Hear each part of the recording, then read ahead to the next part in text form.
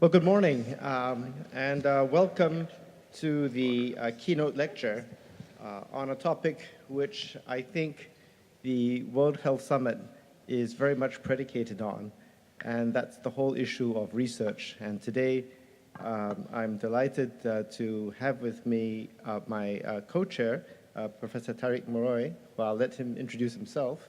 My name is John Wong. I'm from the National University of Singapore. And you may have noticed there's a slight change in the speaker program, partly because we had some last-minute changes, but the people who we have on the panel are truly superb, and as we introduce them, you'll see why, and when you hear their talks, you'll also see why. So let me pass this to my co-chair so that we can start. Thank you, John. Good morning, everyone. It's a pleasure to be here, to have the privilege to co-chair this session with John. My name is Tariq Maroi. I am a director of a clinical research institute in Montreal, the RSCM. This institute is affiliated with the Université de Montréal. And the session, I think, is most interesting to me because we have all the advantages and problems and issues of health research in our institution. And I'm looking forward to the two speakers. I'm introducing Anne Glover first. Okay. And let's take you.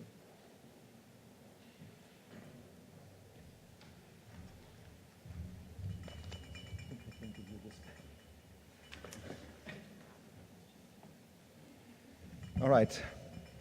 So our first speaker, Professor Anne Glover, is a biochemist by training, has obtained a Bachelor of Science at the University of Edinburgh and a PhD from the Cambridge University. She was then a lecturer and professor at the University of Aberdeen until 2001, where she did research in protein biochemistry, microbiology, and biosensors. Her current scientific interest is focused on how cells react to stress in different conditions, for instance, in diseases as Alzheimer's and Parkinson's, or in the situation where cells have to react to chemotherapy. Professor Glover has taken up a number of roles in the UK research councils and in the European research alliances, where she was responsible for strategic budgetary planning. In 2006, she was awarded a CBE. Those from you who are not from the British Empire, CBE stands for Commander of the British Empire, by the Queen in recognition of her services to environmental sciences. She also holds a number of honorary degrees from several universities. In 2008, Professor Glover was made Women of Outstanding Achievement in Science, Engineering, and Technology. So Science, Engineering, and Technology is always abbreviated SET, and which reflects on her work to raise the profile of women in SET and to ensure that not only women are recruited to careers in SET, but they are supported to remain in the profession during their careers. Professor Glover has a strong interest in how science, engineering, and technology can contribute to the developing world, and she chaired the UK Collaborative on Development Science from 2009 to 2011. This Collaborative on Development Science is a group of 14 UK government departments and research funders working in international development. From 2006 to 2011, Professor Glover served as first Chief Scientific Advisor for Scotland, advising the Scottish First Minister. And on January 1st, 2012, she joined the European Commission as first scientific advisor to the President of this Commission, Manuel Barroso, who presented here in the beginning of the World Health Summit. Professor Glover will talk today about a subject that to many of us is very familiar. Many of us who have responsibilities in directing research in an academic setting. It is obvious we're generating data at breathtaking speed. We know more and more about molecular mechanisms of diseases, but how does this knowledge base that we are creating and we're adding every day something to it will be translated into tangible, real application in healthcare? So Professor Glover will give us some insight to turn, and this is the title of her talk, The Age of Biology into the Greatest Impact for Health. Professor Glover.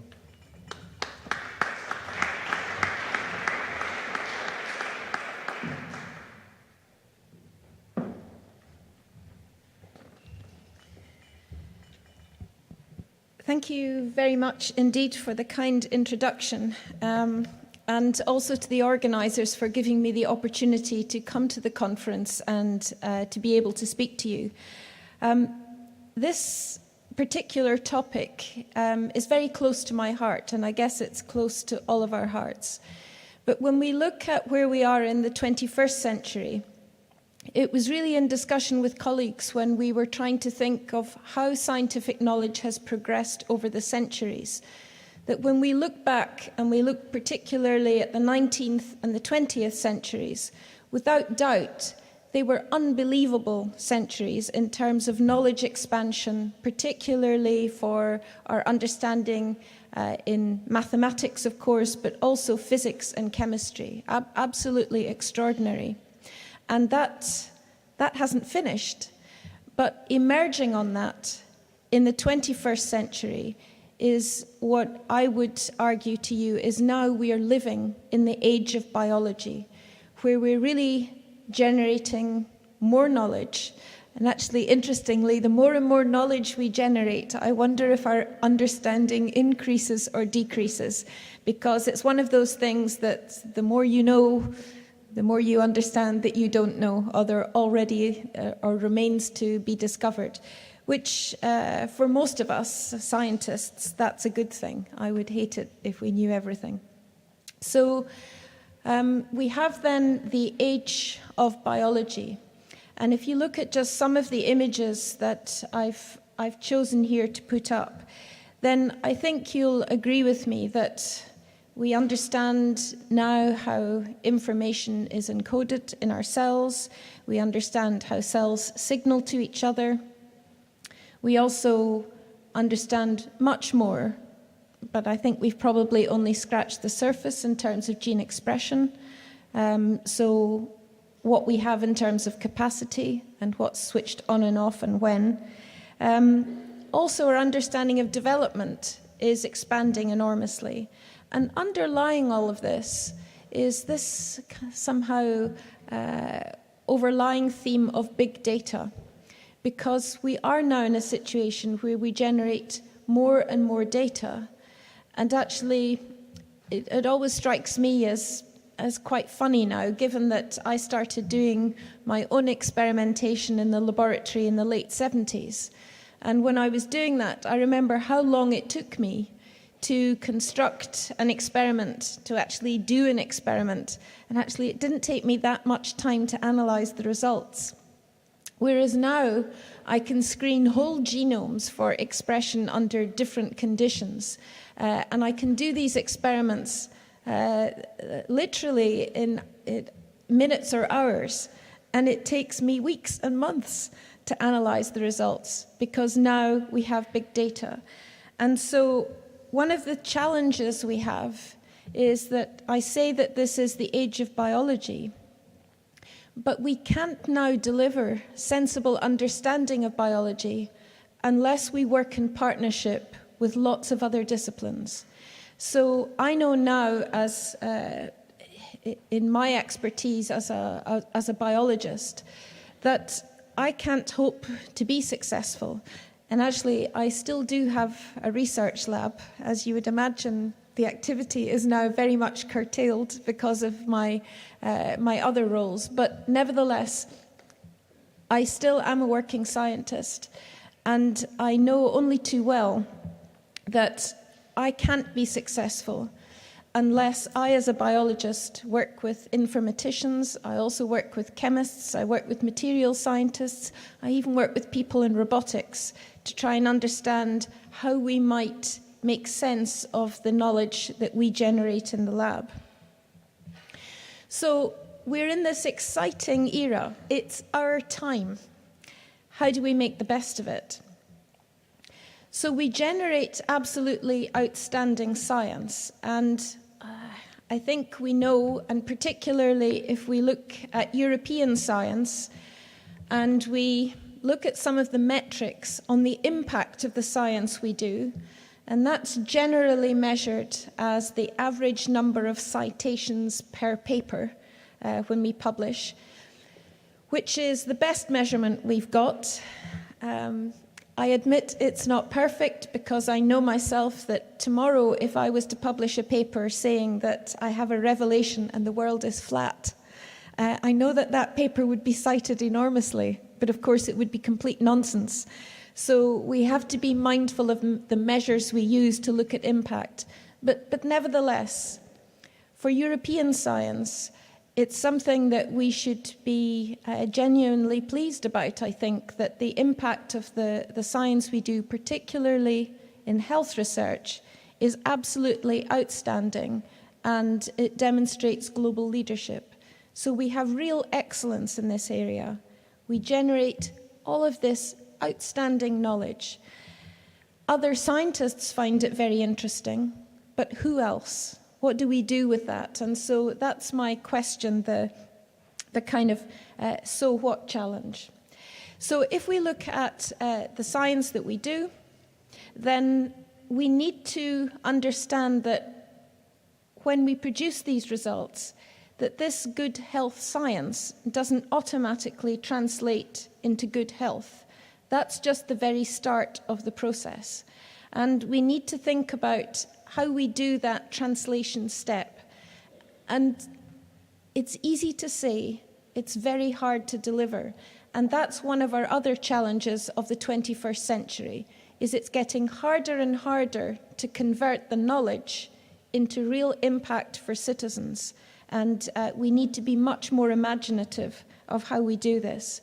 And this is something where many people work together. I've mentioned here just the European Union and the World Health Organization, where it's important that we work out different ways of translating that knowledge into impact. And also that we have a good understanding of what that translation means, because it is not risk-free. And this is something that particularly in Europe we have to come to terms with, is that we do not live in a totally risk-free, safe environment. We always take risk. As scientists, we take risks all the time. We make hypotheses, we test them. Sometimes it's not as we expected. That's often the most exciting outcome. But we're taking a risk. But we seem very, very reluctant to take the next steps in applying that knowledge to try and generate impact, where we try and de-risk the process so much that often the impact we have is vastly diminished. Now, when we talk about translating this knowledge, we want to deliver health, and we want to deliver health now, but we also want to deliver health for the future. And what does that mean? And in the previous session, we had some vision of this, where the future is going to look very, very different from the world we live in today, because what we have to deal with is the fact that if we look at just some of these figures that I put up, then by 2050 we will see 2 billion increase in the world's population. I mean, this is a staggering number. We talk about it very glibly, but to be able to deliver good health for those additional 2 billion is a real challenge, because at the moment we're struggling to think how we just feed 2 billion people, never mind all the additional health that we might deliver. People will much more move to cities, will not live in distributed environments in the countries, so our social environments will be very different, and this will also give us big health challenges. We will also have real difficulty in being able to take the knowledge that we generate and make it available to all, so that we have some kind of democratic health process globally. So for us to be able to deal with this, we need new ways of thinking. So in terms of the health research, we also need to do a little bit of gazing into the future. And an American computer scientist, Alan Kay, once said, and I think he may have got these words from someone else, possibly Abraham Lincoln, but what he said is the best way to predict the future is to invent it. And it's a snappy saying, but it's something that we don't always act upon. Because the future is not something that is random and that happens to us without any effort on our part, or I'm suggesting we should put some effort into developing the future that we want. And that thinking, that has to start now. That's not something that we can wait. We have to use what we have now to determine what sort of future we want and what do we have to do now to make sure that that's what we can deliver. So that better future is dependent on innovation, but it's dependent on using all innovation that we have and then deciding how might we harness that to change the way we do things now, to be able to prepare us for a future which is the future that we really want to see. Now, a lot of this has to do with being innovative. And as you might know, in the European Union, it's one of the big mantras is that we need to be innovative and we need to unleash innovation. And of course, that's easier said than done. It's partly because we all have different definitions of what innovation is. But if I give you, for me, the simplest definition, it's just using knowledge, any knowledge, and it doesn't have to be scientific knowledge, using knowledge in a way that has positive impacts for others. So doing something innovative. And the other thing is that we often look to the European Union and others, perhaps the governments in our member states, and we look to them to underpin innovation, to underpin the innovative process. And I will just, a word of warning here, we need to be careful when we do this, because I think the most innovation I'm likely to see today is what I see in the room. And for innovation really to work, it depends on individuals. And it depends on each one of us doing something innovative or thinking innovatively or behaving in a different way. So I challenge you from now on, if you don't already do it, is at the end of each day, think, what have I done today that's innovative? Because it does depend on us. This is a system that starts at the bottom, not at the top. So we do have opportunities to identify where things can be done differently. So if we start with individuals, we build up and we need to think about societies. And so I want to just talk a moment about smart societies. So we talk about smart everything in the 21st century. We want to be smart. And I think we want to include under that banner smart health. And what does smart really mean? So how do we get a smart society that is engaged in health? And what do we mean by this? So for me, a society has to be informed. It has to be engaged. Society has to be demanding of us, to push us, to deliver to them what they want. Of course, it needs to be empowered, but it needs to be inquisitive. So to have a smart society, this is what we need to put together. These are the pieces of the jigsaw, which will then lay the foundation for all of us to deliver opportunities for innovation, to completely transform how we deliver healthcare and how we think of healthy societies and global health as the wider spectrum. So there's a big challenge here because we're not used to really operating in a systems thinking where it is not just one tiny thing we do to improve health, but that everything is interrelated. And I was very impressed recently, and I possibly have one of the best jobs in the world because I go and visit and see a lot of European and actually global science. And a few months back, I visited the European Space Agency. Now, the link with health might not seem immediately obvious, except that they took me into a room where they plan space missions. And this room is full of computers. It had about 37, terminals. It had about 37 terminals in the room. And what they do when they plan a mission, so they have an objective, and the objective is we want to land a craft on a comet. So that's our mission. So we know where the comet is, and we want to, when we get there, do these experiments or make these measurements. So how do you go about planning something like that? And they use a technology that many of you will be familiar with, which is called concurrent design. So these 37 terminals have 37 people sitting there, and each one has got a card that they can put in to enter information. So I can sit down and say, well, actually, when the craft is on the comet surface, I want to measure this. I want to measure perhaps some chemical or biological signals on the comet, or look for those. And immediately that I do that, the red light goes off on the person who's in charge of fuel.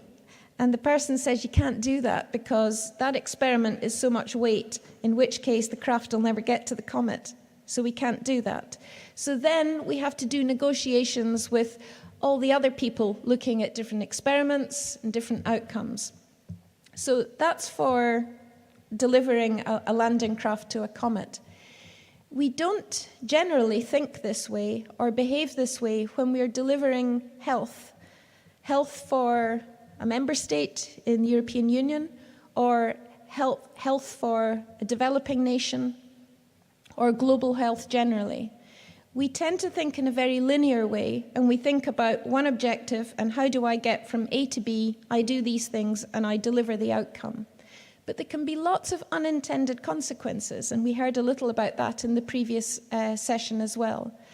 So now, almost for the first time, we have an unparalleled opportunity to think differently about how we deliver solutions using the concepts such as current design that I've mentioned to you.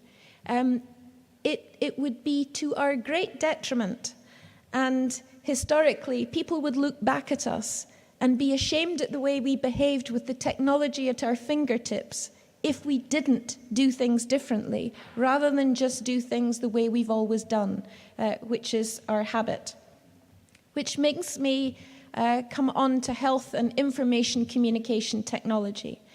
We all know that there's been an utter revolution in information communication technology. So how do we use this technology to deliver what our objectives are? So looking at the global health agenda. Because health research is very complex, then thinking about systems approach and thinking about concurrent design of how we deliver our objectives does give us much more opportunity to be able to deliver the really big challenges. And in doing that, when I say we can do things differently, we can think about how do we finance projects. And for the first time a month ago, I financed personally, with a very small amount of money, a crowd-financed project. It wasn't on health, it was actually on climate change. But it was a group of people who proposed a project on the web, scientists, and they said, we need this amount of money to deliver this project. Why don't you contribute? And it was a really interesting project. So I thought, well, I will contribute. So I pledged some money. What do I get in return? Well, I get the comfort that that project will be undertaken. But, and this is a scientist thing, they give me access to the laboratory notebooks and so on. So I can look at the research, and this is really second-hand living because I'm not in my lab. At least I can look at what's going on in the web and seeing what's happening. But it gave me real engagement with the project. And we have a vast global population that is not engaged with what we do in terms of research. And so crowdfinancing, not for everyone, but it is an interesting opportunity. The other thing we can consider is how we crowdsource information and data. Because again, people may not want to deliver finance, but they might be interested in delivering information that could help them, it could help the society in which they live, or it could help in global terms.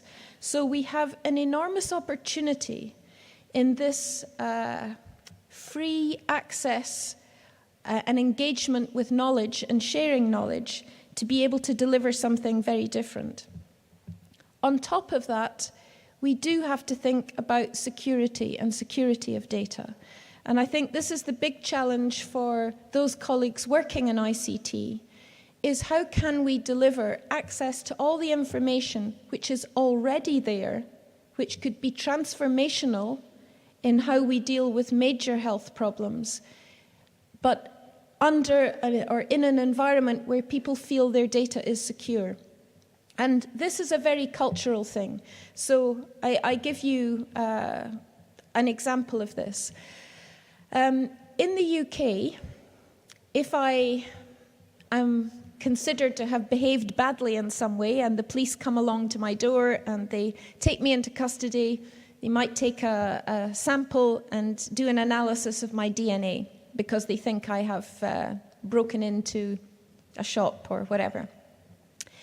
And of course, they will find out that it wasn't me who did it, it was someone who looked like me or whatever, so I am innocent, but they have my DNA sample. So in the UK, society is such that society says, well, you can't keep that sample because that person is innocent, so you can't keep that information on them in your database. Now, if exactly the same thing happened in Finland, of course the DNA is kept in the database because it was expensive to collect it and analyze it. It's a resource, it's good for society. And so the view is that, well, next time I'm arrested, you can very quickly eliminate me from your inquiries because you have the information already there. The fundamental difference in those two societies is that in the UK, and I'm being very broad in my assessment, citizens do not trust authority, whereas in Finland, they do. So our challenge, that's just two nations. Our challenge is globally, how do we deal with this whole opportunity, unparalleled opportunity of knowledge, to be able to address and deliver solutions to some of our biggest healthcare challenges in environments where we are all culturally very different. And so the possibilities are not equally spread. Now, the next thing is, it's all very well that we do research and that we come up with options to be able to treat major health challenges. But it's interesting to me that I can talk to people about perhaps the dangers of smoking or drinking too much coffee or alcohol, whatever it might be. And I will give people a statistic and I will say that, you know, by smoking as much as you do, you are likely to decrease your lifespan by so many years.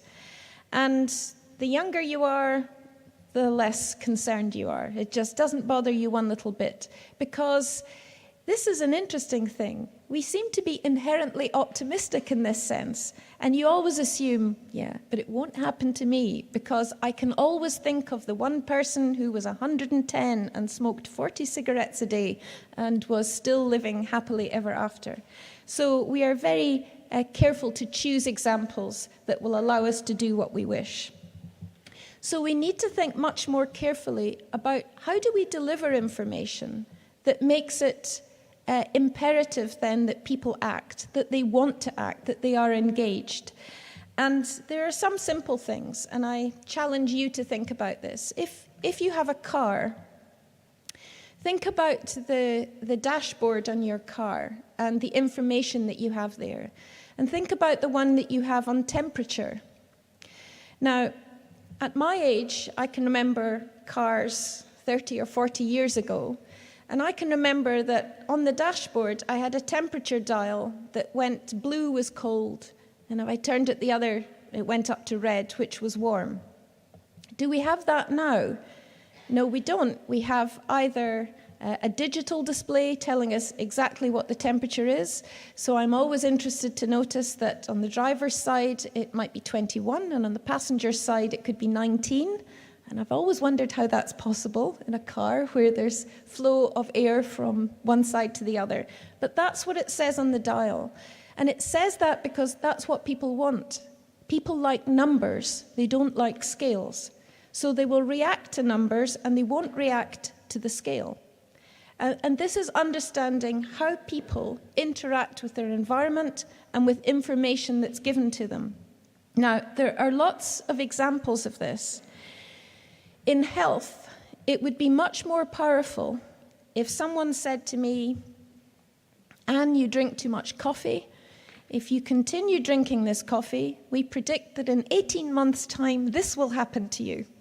Now, I know that it's not possible for us to deliver that degree of exact analysis or prognosis at the moment. But surely this is something we might work towards, where we use genetic information and we can project forward about what this means. That's in the case of individuals, but we can also do it in terms of populations.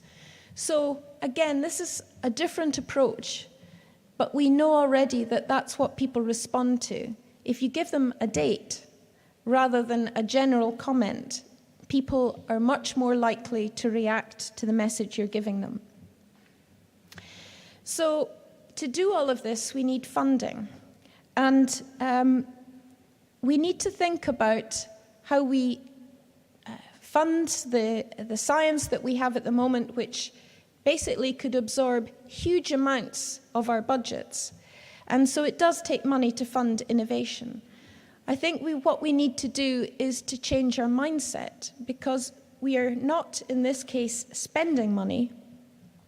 What we should think about is how do we invest money?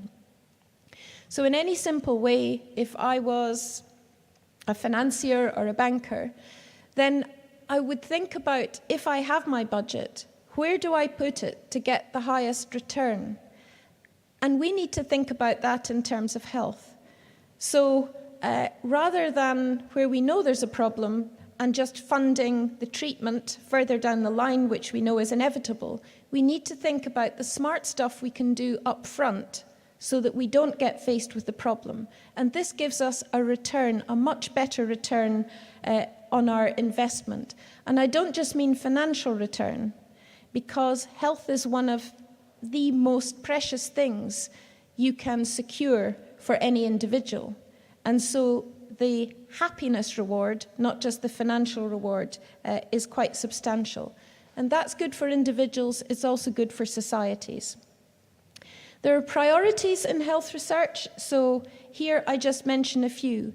It depends very much where you live. So standing here in Germany, I can't say this should be the priority for European health research or even healthcare research in Germany. We need to think about where we are and prioritize what we do. And again, there was an interesting session earlier on this morning in here talking about we shouldn't do everything everywhere. We need to be much more focused on what we can deliver, where we have both the expertise, the resource, and the motivation to deliver. So we need to be very careful about this focus. In terms of the global issues, then what we need to think about is that health for me, standing here in Germany, has an impact on global health. And similarly, somebody in Kenya or Burkina Faso or wherever, their health should matter to all of us, because we are completely interconnected now in our world, almost completely interconnected. So global health is no longer an abstract concept. It's something that we must deliver, something there isn't any scope for thinking it's a problem happening elsewhere and not a problem that we need to deal with. It's our problem because we live in a global society. The last thing I might comment on is health and diplomacy. And when I'm thinking about health here, I'm thinking about the science and the research that underpins it. And it's an interesting thing for me that as a scientist, I know that I speak a global language. We sometimes take this for granted, but it's one of the most amazing and precious things that we have, is that we can travel anywhere in the world as a scientist, and we can talk to other scientists in this universal language of knowledge and discovery and challenge. Health is also a similar universal language, and we should think about it carefully in how we exercise our interactions with others around the world. It's, for me, very interesting that if I look at the political interaction or atmosphere between, say, America and North Korea, I think it would be fair to say they don't really get on well. And so there's not much interaction. So while there is absolutely no interaction at that political level, I can still see every day scientists moving from North Korea to the US and in the other direction, exchanging information, working together.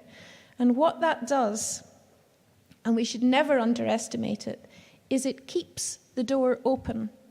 Because the worst thing you can ever do in life is force someone into a corner where they have no means of escape. So this is just as true on a personal basis as it is in terms of global politics. If you do that, you've lost. You may have moral right on your side, it doesn't really matter. And what health research does, what science does, is it always keeps the door open. And so we have a magnificent tool in our hand to be able to meet the challenge of global health by always keeping the door open with our research. So, in summary then, what do we need? From my point of view, we need to think about how we generate the smart citizen. That citizen that I was mentioning earlier, who's inquisitive, demanding, engaged, sometimes very difficult, but will be our best asset because they will talk to us about what the crucial issues are. And they need to take responsibility, and we need to give them the platform to do that. We will always need good scientists, and the demand for these, because we will live in a world which is underpinned by science, engineering, and technology, has never been greater. We need a way of translating. There's not and shouldn't be a gap between those who generate the knowledge and those who implement it for better health, better environment, better quality of life, better economy, all of these things. And we need industry to do that, because one person right at the beginning of knowledge generation can't really take it that whole spectrum. So we need a partnership, and we need a much better environment of engagement and openness on both sides between knowledge creators, citizens, and industry who do the translation. And the last thing, and this is the really big challenge, is we need smart policymakers. And it is almost the biggest challenge of all, because we have people who generate policies that affect every one of us and affect all of these processes. And yet policy is not always based on evidence. It's also based on philosophy, politics, economics, all of these things. And so we need ways to be able to generate the most imaginative and coherent policy making. And this is, along with everything else, one of our biggest challenges for the 21st century. So thank you very much for your attention. I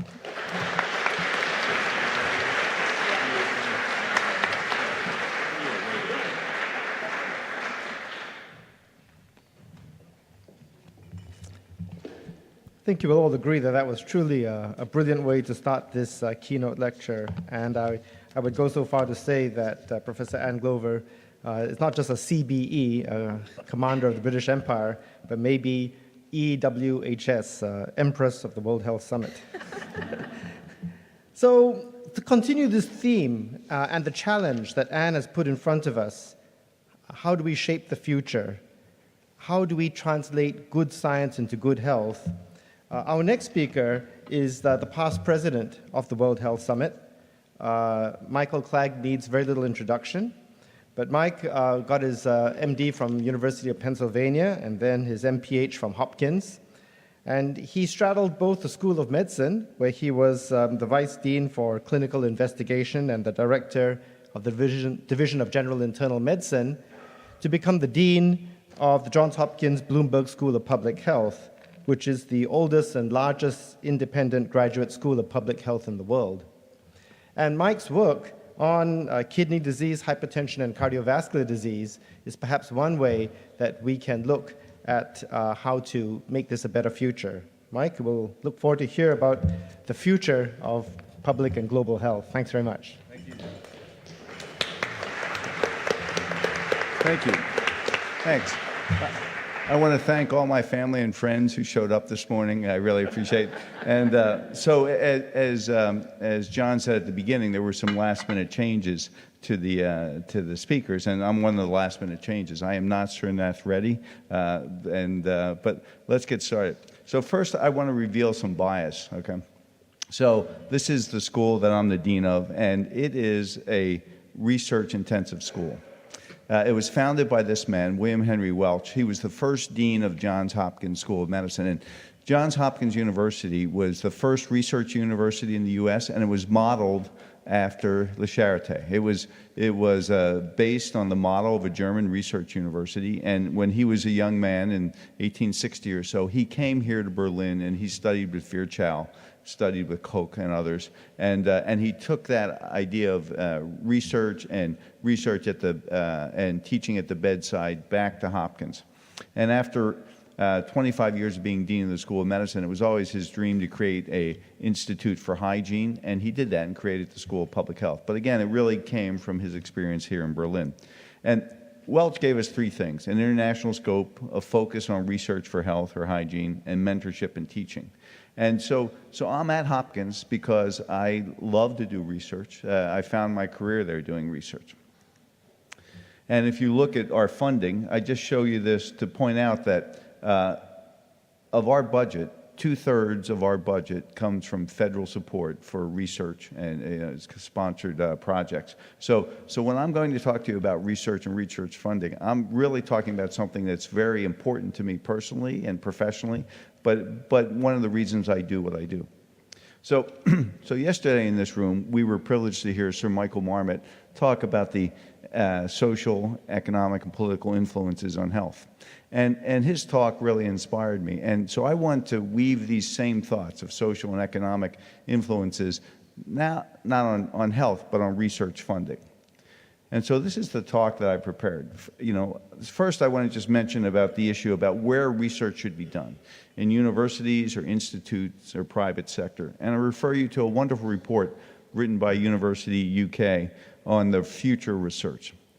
And they make an argument that universities are an important place to do research, because not only does research happen there, but training and education happens there. So we create the next generation of leaders. So there may be other more efficient, focused ways to do research, but we're not replenishing our seed corn. We're not creating the next generation in institutes or in private industry. We need to have that. It's an important societal function, the education mission of universities in science. And then next I'm going to talk about funding trends, and I'll show you some data for the US, the EU, and other countries. And then, as I said, I'm going to follow Michael Marmot's lead and talk a little bit about social and political influence on research funding, and then the economic impact of research. And we don't have time to talk about drug development, but then we'll end with lessons. So this is a bubble plot, which you'll recognize. So on the bottom, on the abscissa, is the gross domestic product at market prices per inhabitant and by country. And so this includes the EU and a few other countries. And then on the left, you see the government budget appropriations and outlays on research and development. So it's pretty clear that there's a fairly linear relationship between the higher the GDP, the more money that a country puts into research. And it's a fairly linear association. And then the size of the bubbles indicate the density of the research, if you will, the intensity of research funding. The bigger the bubble, the more euros per inhabitant. So it's indexed to population. So you can see Luxembourg over there on the right-hand side. It has a high GDP, but a small population, so the bubble's big. The U.S. is up there in gray between Finland and Denmark. And you see, so there's a fairly linear relationship between the healthier an economy and the more research funding. What about trends over time? So this is from 1996 to 2009 and in billions of dollars, and this is from science and engineering indicators. And so what you see over that time period, that research went up pretty linearly in the world, the rest of the world, in the EU and the US. And then in Asia, there was an inflection point around 2002 where the investment in research increased markedly. You'll note that around 2008, the research expenditures in the US flattened off, and they did in the EU as well, reflecting the state of the economy and the crisis that we were facing at that time. But Asia really, the slope of that relationship changed. So here's data on growth. Okay, so this is the amount compared to the previous year for 2 years, 2008, 2007, 2008, and 2008 and 2009. And you see on the left is Singapore, and then Japan, US, European Union, and then Taiwan, the 10 countries in Asia, China, and South Korea. So what you see is in that second year, when the financial recession hit, that Singapore's investment went down, Japan went down, US went down, EU went up a little bit, Taiwan and Asia as a whole went up, but China had a marked increase. And in the last several years, China has been increasing the research budget by about 30% per year. So it's important to recognize that the way research is funded in say, academic institutions is very different by country. So, for example, in the US, a research grant will pay the investigator's salary, will pay faculty salary, and will pay some overhead costs for the utilities, for the library. Whereas in many countries like China, the salaries are paid, and this is just for incremental costs for doing research, so that it may pay for persons you would hire to work in the lab, but the faculty have a job that comes to another. So the absolute amount of research funding may be less in China, but it's not paying for as many things as it is, say, in the U.S. So what we see is that the amount of increase really varies by country. Now, and this gets back at the issue about intensity. So this is looking at over time trends as a share of the GDP. And again, you see in China, we've broken it out separately. Marked increase, European Union relatively flat, US relatively flat, South Korea going up, and Japan number one up until 2009 in terms of the intensity of investment in research. And South Korea has now surpassed them. So South Korea is the country now that in the world puts the most as a share of GDP of money into research. And I just wanted to point out that those changes in funding parallel changes in productivity. So this is number of publications, and you can see China at the bottom there, Asia 8, that's Asia without China and without Japan, and then Japan relatively flat, world going up, Asia going up markedly, EU and US going up until we had this flattening of funding when it was going down. So it's clear that the amount of money invested does change productivity. And I think in the US, it wasn't that people were working less hard. They were writing more grant applications and fewer manuscripts.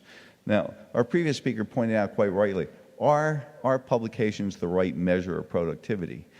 They may be good for academic appointment and promotions committee, but that's not the impact that we want to have. And in fact, this intense focus on publications, because they're easy to count and science citation impact score, can have some perverse influences that we've seen in the press lately that make scientists do some things that are not good in terms of trying to increase the number of publications. So how about the U.S., where I live? So this is, as you know, the majority of federal funds in the U.S. for biomedical research come from the National Institutes of Health. And so this is data from 1995 onward, and this is for the entire NIH budget. So about half of the NIH budget stays in the intramural program, about half is given out in grants and other things. But you can see that from the last half of the 1990s, there was a doubling of the NIH budget. And what's interesting about that is that occurred during the reign of President Bush, which was the most conservative presidency we've ever had. And it reflected that at that time, there was a bipartisan support for research and a belief in the power of research and having it be an important investment. So it would be, if you timed your career perfectly, you would have gotten recruited to a faculty job in 1994, rode that funding up, got promoted to professor around 2002, and then become a dean. That would have been the perfect career model, because then you wouldn't have to worry about your grant funding anymore. But there's this doubling, and the dotted blue line is in constant dollars. So the dark blue line is in absolute dollars. And so what you see then is after about 2002, there were much smaller increases in absolute dollar in NIH funding. But because of the inflation, associated with doing biomedical research, in fact, the amount of real dollars going into the NIH appropriation fell pretty markedly, over 20% by that time. You can see it was at 21 billion and down to 16 billion. Now, at the end are those optimistic little red lines that say what the president's budget was in 2014. And that's a fantasy, basically, that obviously is not going to be appropriated. And the impact of the decreasing amount of, the flat amount of absolute dollars, decreasing amount of real dollars, is that because grants are made for multiple years, is that the number of grants that can be supported has gone down. And so this is, the bottom blue line is recipient-originated grants, which are where you bring an idea to the NIH, and they're very difficult to get funded. I should have mentioned those gold bars. Those gold bars reflect additional funding that was special funding that came out of President Obama's Stimulus Act to try to improve infrastructure in the U.S., and research was included in that. So, so we've seen an unprecedented backing away in the U.S. from support, financial support of research in a way that we've never seen. Since the NIH was funded, we've not seen a decrease in the NIH budget, but now it's happened. And most recently, you're probably all aware of the government shutdown. And when I arrived here on Saturday, all my friends wanted me to explain to them why the government was shut down, what was going on. Well, it's tied into this same phenomenon that we're seeing in terms of research funding. So I'm just going to give you, I'm going to stray from talking about research, and I'm going to stray into the gray world of politics. But the reason that we're seeing both a decrease in funding for research and a government shutdown is because of this object. Okay, this is a tea bag, and you may have heard that there are 60 tea baggers in Congress that have wielded incredible influence. So why a tea bag? So in 1773, a group of citizens of Boston dressed up as American Indians to disguise themselves and climbed aboard a ship in Boston Harbor and dumped the tea that was on that ship into the harbor.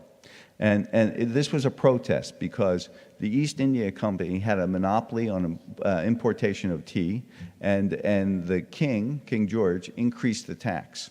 And so the colonists were so angry that they did this act of civil disobedience. And in America, this is viewed as an iconic symbol of active resistance against unreasonable taxation and tyranny. Now, I'm not blaming the British for our problems. I'm just going back to history and telling you why the tea bag metaphor. So in America, this was considered an act of patriotism. In 2009, a group started, there was an anti-tax movement in the U.S., and they used the symbol of a tea bag, and they would throw tea bags at politicians. And it became called the Tea Party movement after the Boston Tea Party, the sense of resistance against unreasonable demands and taxation. And this is not an anarchist organization, but but it has some threads of anarchy. For example, there was a Tea Party caucus created in Congress, and the Tea Party movement said, no, you can't have any organization. We will not have an organization. And the caucus died. So it's hard to know who's a teabagger in Congress because there's no organization that they can join, no caucus. But it has some conservative threads, some libertarian threads, some populist threads. But pretty uniform throughout this movement is the idea that government is bad, that we need to limit the size and power of federal government. They're against, quote, big government. They want to reduce government spending, lower the national debt, and they oppose any tax increase. And they have a fundamentalist interpretation of the American Constitution, which varies from day to day. But they believe that every dollar spent by a government is a bad use of money. Okay, everybody who affiliates with the Tea Party are Republicans, right? They're not a political party, but they're not a part of the GOP. And in fact, the GOP, the Republican Party, is now fractured because the GOP was a party that one of its major planks was the promotion of business and the economy. They've been very effective in fundraising, and you probably saw the article in the New York Times on Sunday that talked about wealthy businessmen supporting it. There's some evidence that tobacco companies and early on conservative businessmen supported this movement. It's hard to tell now because the U.S. laws have changed that you can have unlimited support of political action committees. So that's how we sort of got where we are. We have this group in Congress that is not very big, but they have access to so much money, they can really influence primary elections. And so they're holding the rest of the House of Representatives' feet to the fire. And one of the things that really they hate is the idea of universal access to health care. Now, I know in this audience, people are tittering. It sounds crazy, but it's true. And so they have made this trying to defund our Affordable Care Act, which they call Obamacare, as one of their major talking points. So they tried, the reason they stopped the government is a natural extension of this philosophy, stop the government to save us from Obamacare. And they were trying to have the budget renegotiated, so to defund Obamacare. It's politically and logistically impossible to do that, but they did it anyway to effect. So how did we get there? How did we get this group that evolved to have such strong beliefs? Well, here's my view of how we got there. If we talk about personalized medicine and how the genome is going to create specific therapies for each one of us, well, we in the U.S. have personalized media. There are hundreds of cable news networks, and you can find any point of view you want that will continuously reinforce your belief system. So here's one, Fox News, which represents the right. The one on the left is MSNBC, but there's everything in between. So I think that there are things that are said in the media now that just would have been unthinkable 30 years ago. So the media has had an influence.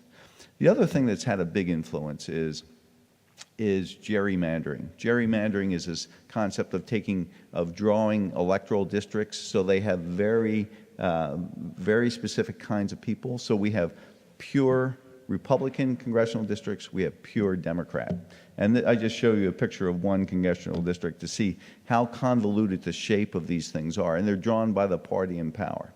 And so it sounds crazy when some of the with some of the congressmen say some of the things they do about Obamacare or healthcare or research.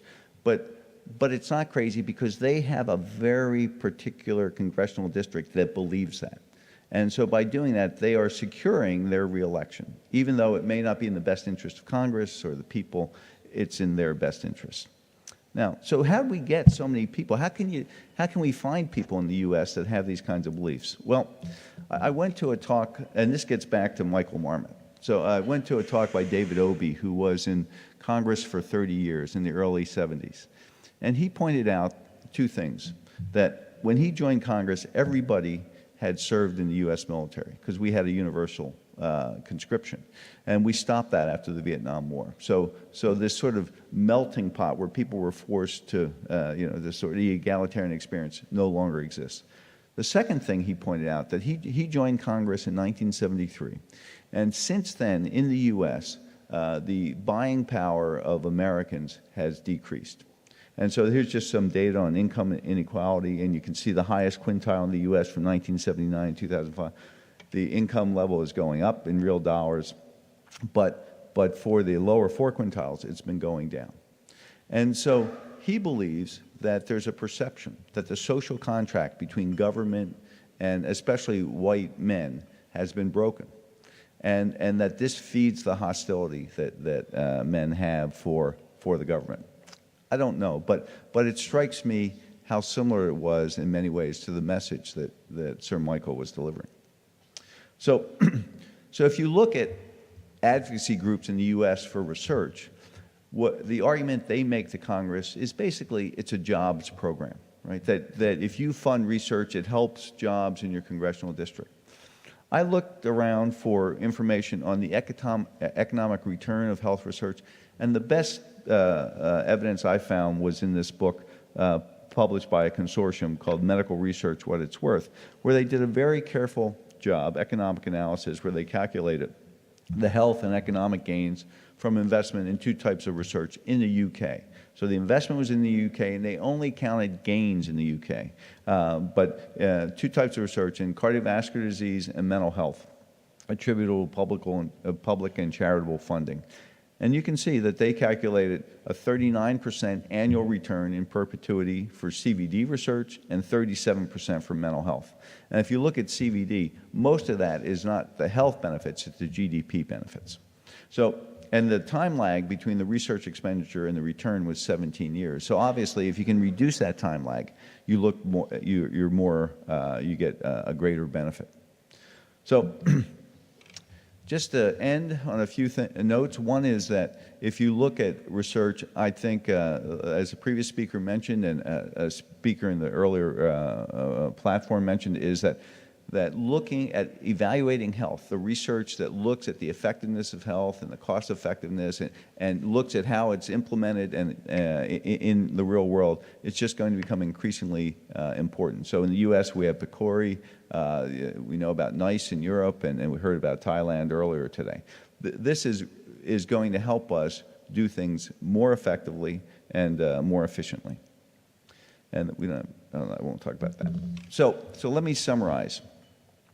So I've shown you lots of data, but in summary, richer countries fund more research and have a higher intensity of research funding if you look at percent of GDP that they spend. Funding from these data looks like it drives productivity.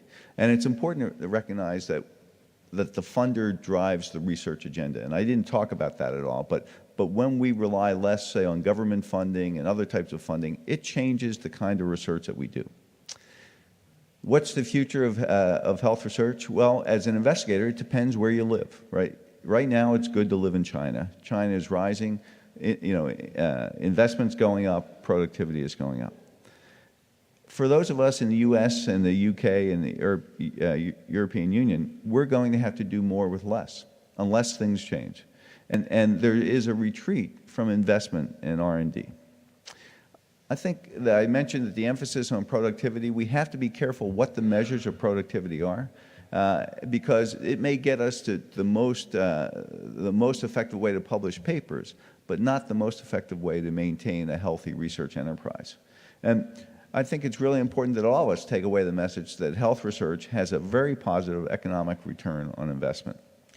I didn't talk about drug development, but we were here several years ago, and we heard a CEO of a drug company tell us that he thought that we should invest in drug companies as a public good because there's just no drugs in the pipeline for some conditions because there's not a market. And but to develop new drugs, we need to do the mechanistic basic science research.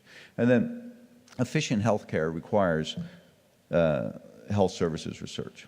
So the lessons I took from this is that, from the last few years, is that, unlike I used to believe, governmental support for research is not a given. We need better evidence of the positive impact of research, not just jobs, and not just for 2 examples of the kind of research. And we have to recognize the importance of universities as research and educational engines, and that all of us need to be better at advocacy. So, thank you for your time. Thanks a lot. Well, thanks so much, Mike. So we have 2 panelists here to perhaps share a brief reflection on the items presented. The first panelist I'll introduce is Professor Christina Mitchell. Christina is a physician scientist specializing in hematology and is a Sir John Monash Distinguished Professor of Medicine, one of only 5 appointed in the last 20 years, and is currently the Dean of Medicine, Nursing and Health Sciences at Monash University, the first female dean of a major Australian medical school. So, Christina, we're delighted to have you on the panel, and I think that probably, can I ask you, we've heard the challenges. Well, firstly, we've heard the enormous promise of what science can do. We've heard now the challenges. What is the role of the clinician scientist in making this a reality? I think that's a really good question. I was taken with both the talks and the challenges we face in medical research, and it makes me think, do we have the right workforce? What is the right workforce to deliver our medical research agenda? And secondly, does our research workforce have the correct training? So in terms of the workforce, if we are going to deliver, as has been proposed, innovative work that is going to impact on clinical outcomes, I think we have to actually look at our workforce, where the majority of basic biomedical research and a considerable amount of translational research is undertaken by non-physicians. If we want to accelerate discovery and develop solutions to clinical problems, it would be wonderful if we could increase our number of physician scientists. So both in the US and the UK and Australia, the number of physician scientists has not increased, and there's some evidence it's actually falling. This is due to pressures of service loads in hospitals, remuneration, and the fact that the training to become a physician scientist is so long. I think to address many of the essential questions that we need to raise in terms of non-communicable and communicable diseases, the physician scientists can bring a lot to the table. In Australia, we have looked at try to address this, and I know they've done that in the US, and there are a lot of schemes to look at increasing the number of physician scientists in the early phase of their career, but they peter out once you become an established scientist, and you've got to make the decision whether you're going to do research or clinical work or both, so that's a challenge. So the second question I'd like to bring to the table is our workforce, whether they're physician scientists or scientists, adequately trained? There's been a lot of attention in the media recently about the number and nature in The Economist, as was brought to my attention before this, is the work that we're publishing actually correct? So scientists have long thought that you publish something and eventually it will self-correct. Somebody else will do the experiment and it will correct. But with the pressure to publish, the pressure that when you publish, you have to have a paradigm shift, it has to be something new, and that we all get promoted and keep our jobs because we keep churning out the publications that Mike was talking about. There's been a lot of recent evidence that many of the data cannot be reproduced. And many basic biomedical scientists, including in my own lab, have noticed that it'll depend on the knockout mouse strain. You can get a different phenotype depending on the different background strain of the mice, from a wonderful phenotype to absolutely nothing. So, of course, as a scientist, you're going to publish the one that gives you the phenotype. And so this is a challenge. So Nature has come up with an 18-point plan to try and improve the chances that publications will be reproducible. And one of the issues that Nature highlighted is that most scientists and young scientists and even established scientists do not have appropriate training in statistics. and that we can use statistical methodology to give us whatever answer we like. So I'd be interested in what Michael's comments on this statistical challenge. And so I think one of the things we've got to face and we've got to be more rigorous about is who is our workforce that's going to make these great discoveries and translate them to the clinic? And secondly, are rigorous in terms of publications and methodology, statistics, that is going to get us the bang for the buck with the shrinking dollar. Thank you very much. This is a very interesting aspect, and maybe we can take questions. Before that, I will introduce another panelist that we have the chance to have with us today. This is Dr. Farhad Riai. He is Canadian but works in Switzerland, talking about globalization. He studied at McGill University in Montreal, was trained in Canada and the United States as a physician. He also has an MBA from Wharton School. He joined McKinsey & Company and was helping to accelerate identifying best practices, innovative approaches for improving outcomes and productivity, and was even climbing up the ladder at McKinsey, becoming partner with this company. Today, Dr. Riai is head of Novartis Healthcare Systems Group, and in this role, he leads the effort of Novartis to become a trusted partner in healthcare systems for improving patient outcomes and system productivity through identifying best practice and innovative approaches for improving outcomes and productivity. And I would like to ask you, the question is, we have, at least in Canada and probably elsewhere, fundamental research is one element of health research. The other element is clinical research translating, and then there is a third aspect, and maybe you can comment on this, is patient-oriented research.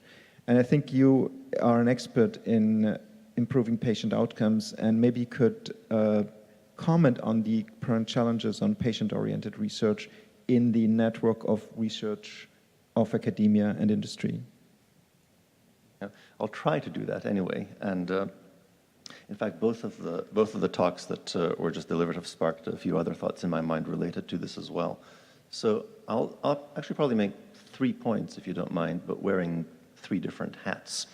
Right, so I think what you've heard and what has been laid out is we live in an era where we're seeing revolutions in biology, in information sciences, and also even in materials and manufacturing, nanotechnology. And these are happening at the same time, and the potential of those is simply enormous. Right? So as a physician, I can't wait. Right? I'd love to be able to tell a patient one day, you know what, you're not going to need to have your knee replaced and have some surgeon, hack into your knee and stick in a piece of metal. Take these pills and the cartilage will regrow and you can walk for another 20 years. Right? That would be nice. As a representative of Novartis, right, which is a company that has a lot of people who are passionate about research and bringing the fruits of this to market and to patients, this is a fantastic time. I think we need to distinguish, though, in doing this kind of research between blue sky research, where we're really just following the science and seeing where it leads, and that historically has led to lots of great things, and to the point that Anne made before about research that is more targeted to the problems that we know health systems have and are going to have to deal with. So this is more the type of research that says we're going to need to land this probe on the comet. How do we do it? We're going to need both of those in parallel if we're going to tackle the challenges that patients and systems are going to face in the future. And if we look at where that's happening around the world, and Michael made the point about research funding being at risk in some situations, what you see is it takes a long time to build centers of excellence in innovation. It takes decades, generations. It doesn't take long to destroy them. Right? So as you look at the funding situation in some parts of the world, and I just think of Europe as a good example of that, I think one thing policymakers have to be aware of is there's a huge asset here that is going to be important for patients and also for economic growth. And it is a bit fragile. You have to be a bit careful about it. And then finally, to your points, and now with my hat as sort of Novartis head of health systems, I'm again going to quote the previous speakers. better health doesn't always need to happen through better technology. And efficient healthcare does require health systems research.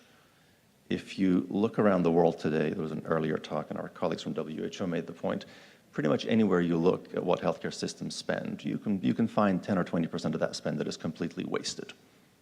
Wasted meaning it's not benefiting patients, right? I mean, it's obviously providing an income for somebody, but the patient isn't benefiting. So just, do the maths, right? UK NHS, £100 billion, 10% of that would be nice to liberate and use for better patient care or to invest in research, right? So one of the things that we're going to need to do, particularly in parts of the world that are going to be somewhat resource constrained for the next few years, is really focus on that type of research that says, where are we delivering good outcomes for the money that we're spending, and where are we not? And where not, what are we going to do about it? And so this is one of the things that we're doing at Novartis, systematically looking across important diseases around the world and what different countries and different systems are able to achieve, and doing that sort of comparison in partnership with academic partners. Because the more we can do that, the better we can do that. A, you get better outcomes for patients and populations, which at some level is the fundamental purpose of this. B, you can then free up the cash to then invest in other either health services needs or in research. Because the scenario that at least I would want to avoid is one where instead of 10, 15 years, we're looking around and saying, there's all this great stuff that we could be doing for patients and for society and for the economy. But you know what, actually we don't have the cash because we are still running our health systems using some, ancient and completely inefficient model. That, in light of the opportunity that we have, that would be unacceptable. Well, thank you very much for that. I think that it's a nice way, it's again a nice way to round off the formal presentations and comments. So can I engage the floor now? I think you've heard both challenges, you've heard potential solutions. We all represent different members of that 37 consoles that Anne mentioned. So how can we steer the good ship Earth so that we can make an impactful outcome? Yes, please. Hello, my name is Zoudeh Sani. I'm a scientist from the Pasteur Institute, France.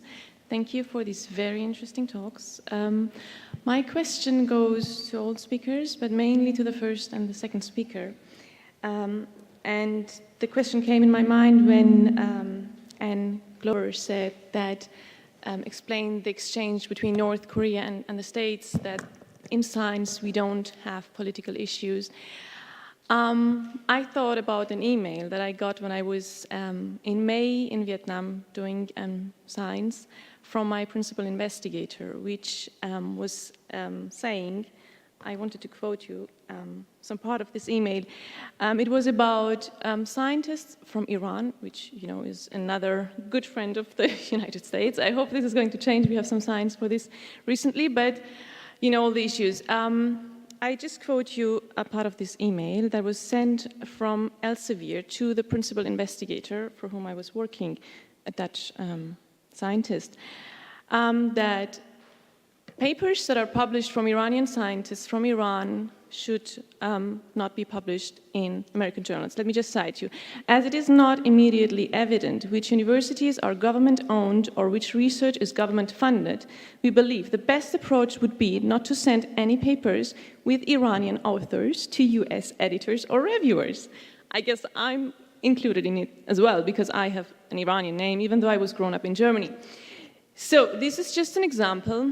I give you yet another example. Recently, a few days ago, I was on the NCBI website, and I saw, as many of you probably have seen, and this goes to the second speaker, that NCBI has some issues due to the shutdown in the US. The same on the CDC website. So I think it's extremely important in global health that we decide how much politics do we accept in global health research. And the example of Iran was just an example, but unfortunately, this is a reality from 2013 under Obama, not under Bush. And I think we need to talk about that and to see what kind of solutions we can find. Thank you. So did I understand correctly? It was a letter from Elsevier, a publisher, that said that? Yeah. It was, don't have it in mind to tell you. It was sent, it's the United States Official of Foreign Assets Control Sanctions, OFAC. Yeah. Well, I mean, I don't know what to say about that. That's you know, we have a journal at our school, the American Journal of Epi, and I direct the policy board, and we would never permit a policy like that. So, I mean, and you know, if that's the case, it's just wrong. Yeah, you have to evaluate research on its merits, and we have students from our school at Iran, and so it's, you know, it's just, if that's true, it's reprehensible, I think. Yeah, I mean, I can only say the same, and perhaps I might have a word with you just once we finish the session, just to understand exactly what that correspondence was, because there is no excuse for it. And what I would hope, and I'm not saying this actually in an evidence-based way, so I don't have all the data, but I would hope very much that what you just told us was an absolute outlier, that is not normal. But I think I need to know more before saying that. Yeah.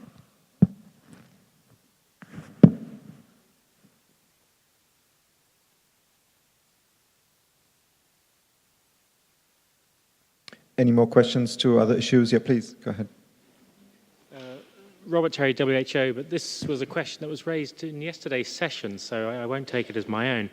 But I do think it was an interesting question, and that is, as we look to the future, do we still see the creation of health products as being a profit-driven exercise, or can it move towards more of a publicly funded exercise, or what other models exist which will actually cover the risk of developing products? Well, certainly in global health, we've seen that, right? Yeah. That and you know, you have to give the Gates Foundation and other philanthropists a lot of credit for the creation of the advanced market commitments for vaccines, and so I think we are seeing a blended model in a way we haven't seen before. And I forget John may remember, or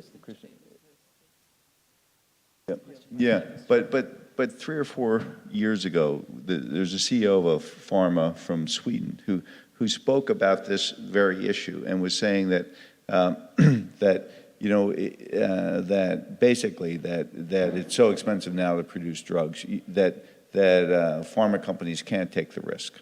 And if you look at neuropsychiatric drugs, right, there's hardly anything in the pipeline now. We've had some big randomized clinical trials, late stage, fail. It's in crisis. So we're still using antidepressants and medications that are essentially based on mechanisms discovered 30, 40 years ago. And so even though as a dean of a school of public health, I have to be a liberal, so I'm very liberal. I'm not saying what causality is there, but I think. I believe we have to take a strategic view at health research and product development, and to me the private profit, having profit as the driver for the kinds of drugs you develop means that you get drugs that are lifestyle drugs or that deal with very common problems, but other drugs and especially innovative drugs may not get developed. Could I just add one thing? I think that we should not be resistant to change, because things have always happened one way doesn't mean to say that that's how they should happen in the future. And to a large extent, there is a mix of public funding and private funding, but there are also some initiatives, and if I think of one which I hope is having significant impact in the European Union. That's the Innovative Medicines Initiative, IMI.